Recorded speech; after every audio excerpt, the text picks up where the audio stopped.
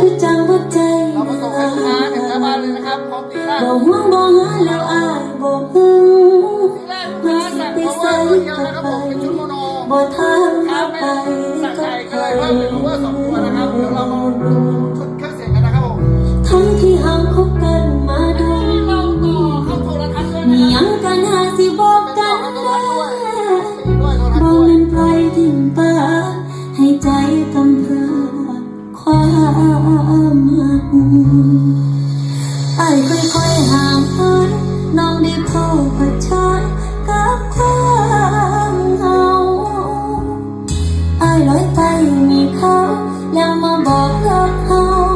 มื้อนี้สิขอคืนดี ตอนนี้คือบ่รักษาทั้งไปกว่ายังน้องเปิดใจไปทิ่มน้องแล้วไปมีผู้ใหม่น้องก็ทำใจคนเดียวลืมอายสิมารักมาห่วงน้องยังตอนนี้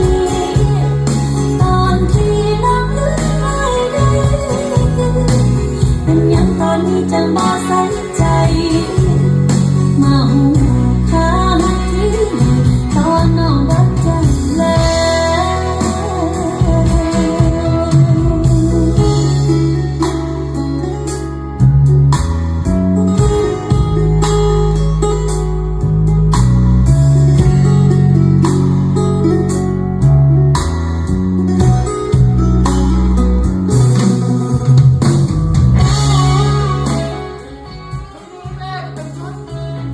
15 ออเดอร์